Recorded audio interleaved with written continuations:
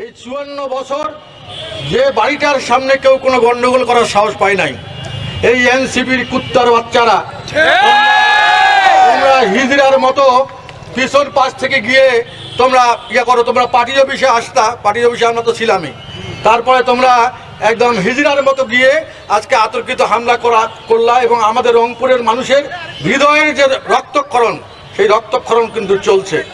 আমি বলতে চাই প্রশাসনের নির্লিপ্ততার কারণে প্রশাসন একদম কোনো কাজ করতেছে না। সারা দেশের মতো রংপুরেও কোনো প্রশাসন কাজ করছে না।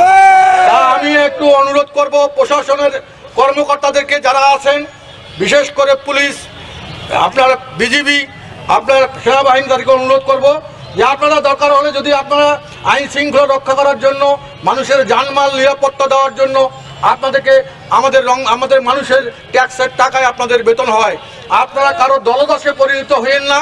কারো দলদাসে পরিণত হয়ে আজকে পক্ষপাতমূলক যে আচরণ করছেন সেটা রংপুরের মানুষকে কিন্তু ব্যতীত করছে। প্রিয় ভাইরা আমার, আপনারা যদি চান এনসিপি যদি ক্ষমতা থাকে ডিক্লেয়ার দিয়ে যদি করতে চায়, জাতীয় পার্টি প্রস্তুত আছে সব সময়। জাতীয় পার্টি আমরা কোনো সন্ত্রাসী রাজনৈতিক সংগঠন নই। জাতীয় পার্টি একটা সাধারণ গণমানুষের দল। আমাদের পার্টির চেয়ারম্যান সেটাই আমাদেরকে শিক্ষা দিয়ে গেছে।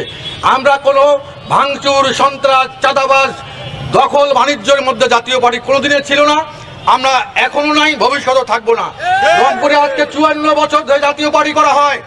আজকে রংপুরের এই বিশেষ করে সিটি কর্পোরেশনের যে ব্যবসায়ীরা আছে, কোন প্রতিষ্ঠানের মালিকেরা আছে, কেউ কোনোদিন বলতে পারবেন না যে জাতীয় পার্টির প্রোগ্রামের জন্য 10টি টাকা কেউ জাতীয় পার্টির কর্মীরা আপনাদের কাছে চেয়েছে। তাই যে জাতীয় পার্টি আমাদের নিজ অর্থে যতটুকু সামর্থ্য আছে সেই সামর্থ্য নিয়ে জাতীয় পার্টিকে সংঘবদ্ধ করে আমরা জাতীয় পার্টির ঝান্ডা এগিয়ে নিয়ে যাব। কিন্তু আসলে আমরা দেখছি যে এখন মব জাস্টিস, মব ভায়োলেন্স, এখন মবের যুগ। এখন যদি আমি প্রশাসনকে বলবো আপনারা সরে দাঁড়ান, আমরা মব ভায়োলেন্সে জাতীয় পার্টি কিন্তু দুর্বল না।